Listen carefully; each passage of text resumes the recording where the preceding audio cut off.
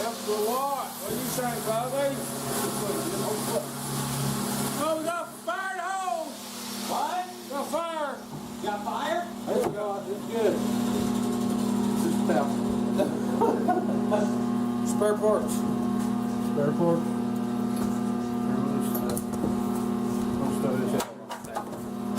He said, let's get the hose on standby. Does that go on YouTube? We don't look like a bunch of idiots. Oh, yeah. We don't almost look like we know what we're doing. What are you doing there? That's fire. Proof. We didn't catch the motor on fire. We got the towel on fire. Well, I don't want anything getting in the motor either. That's just extra metal for extra weight.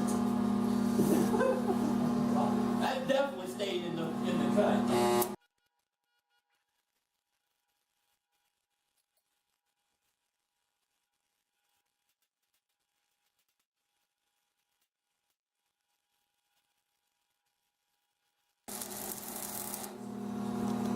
We're going to chase this as far as I'm going to chase it.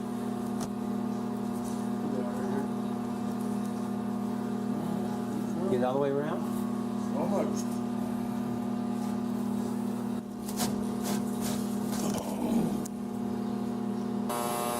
We're going, is that 6011 or 7018?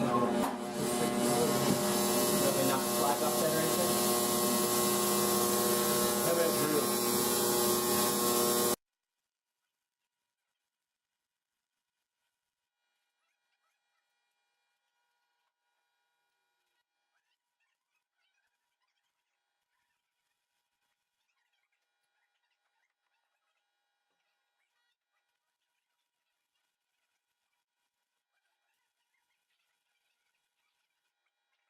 You get it? Yeah. I'm starting to wonder about you over Yeah, here. me too. I had to fill that hole in. I blew it up with that 70-18 run.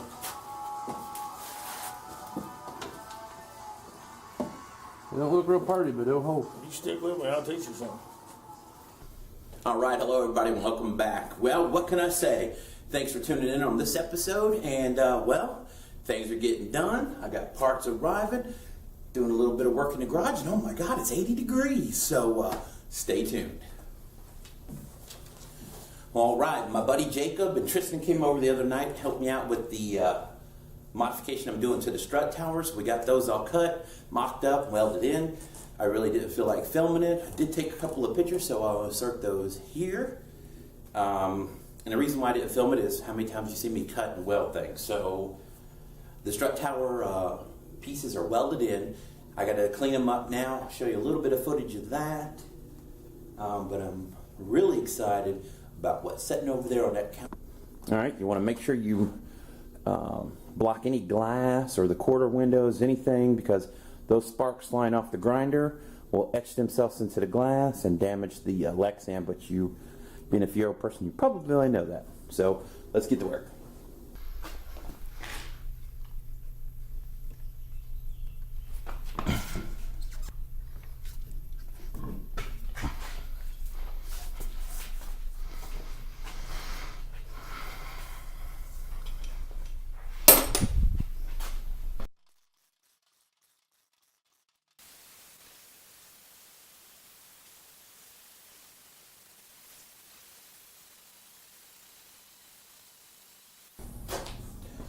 All right, well, in order to drill the right place, we're going to take the adapter strut top from the opposite side, put it upside down, center, use a transfer punch,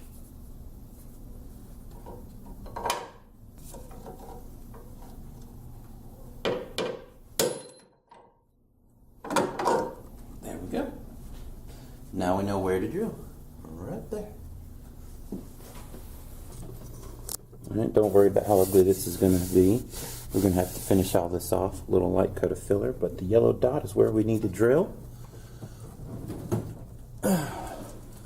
So that can come through. Alright, well, we're getting ready to pull the engine back out so we can test fit the wiring harness and get all that laid out. This will all be done pretty much simultaneously as I am going to be live streaming here momentarily.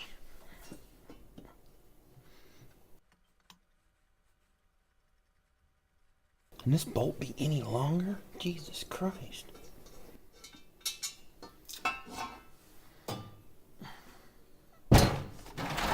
Nope. Nope. That's why you have a shelf.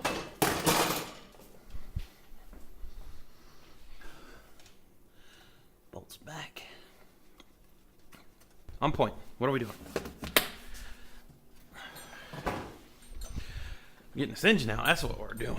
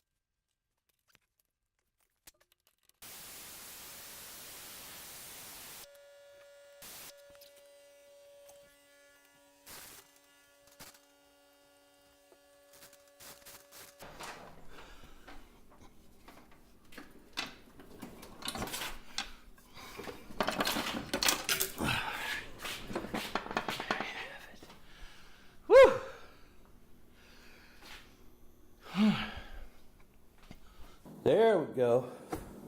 All right, we got the swivel water neck. Now I believe you can bolt it right to the housing, but I'm not exactly sure.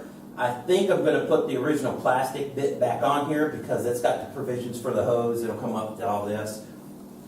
We're also going to be replacing this housing with the K-tuned one that's got the water fill point. I think that's a real good move there. So, but it's going to be in another video. Today, it's all about that wiring. Now, I know I'm off screen, but it looks like since we're a manual swap, I went on ahead and labeled it on the ECU, because obviously I'm not a Honda guy. That's E connector, that's B connector, that's A connector. These blank ones, that's for automatic and something else, I don't know. I'm sure somebody could let me know in the comment section. Now Brian was saying something about he'd like to have a wire tuck. Well, tuck that. Alright, so this part is going to go through the firewall. Hopefully, I can get me a nice bulkhead fitting, military grade.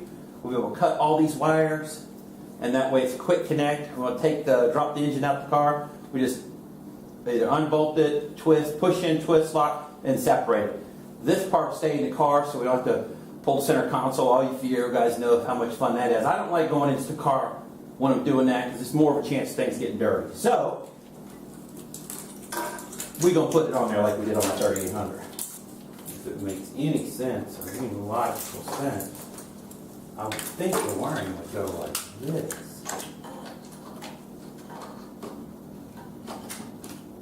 Oh, yeah, there it is. I figured it out. Haha. All right, coil pack, coil pack, coil pack. That gets plugged in there. Okay. All right. So, yeah, that comes out in the right direction toward the firewall. Now, I wish I would have numbered these injectors, but I should just be able to go by length. That one's shorter. That one. Okay, 1, 2, 3, 4. Got it. So for now, just to get it laid out, we'll start worrying about tucking it later. The next one is this one. And this one. So these are all my injectors. We're going to tuck those up under for sure. Man, there are so many wires, I have no clue what they are. Maybe go to that VTAC yoke. Oh, these are my VTAC yokes. Right here. Nope. Oh, that fit. Oh, that one fit. Man, I really don't know Hondas. I can't figure out what sensor goes to what. This is a mad, oh man, this is a joke. Starter, for sure. Definitely for the starter.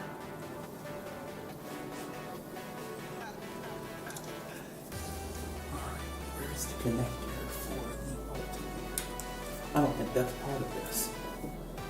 Smarter than the average bear. I wonder if that's the IAC. Will it fit? It does. These blue ones. There's 2 of them. Oh, there went one. Oh, there went the other one. Throttle done. We got the throttle body all buttoned up. We're going to figure out how we're going to route these wires nice and neat, though. I don't like the way that's done. For sure. No idea. I really should have labeled these when I took them off. I'm glad to go back and look at part 1 or part 2 and try to figure out what went where.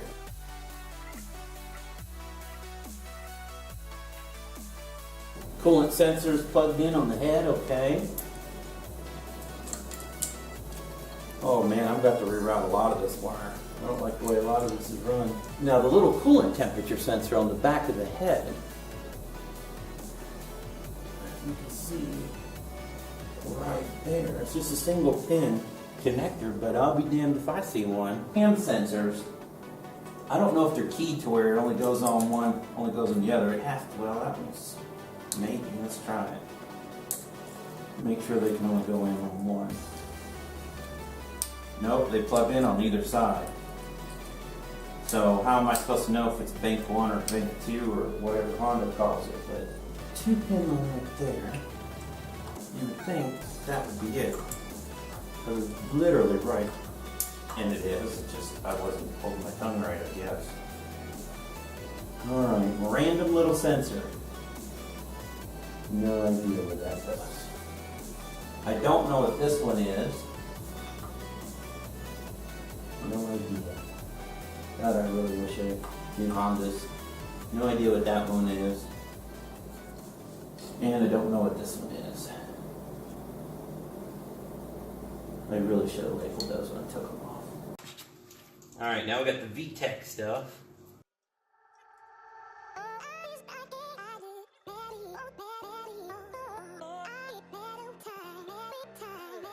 Alright, 3 pin, 3 pin. That should totally fit that. Alright? That is the sensor. Why is it going in? Good for your home. That's definitely the crank sensor, is it not? It's blue. Alright, Honda guys.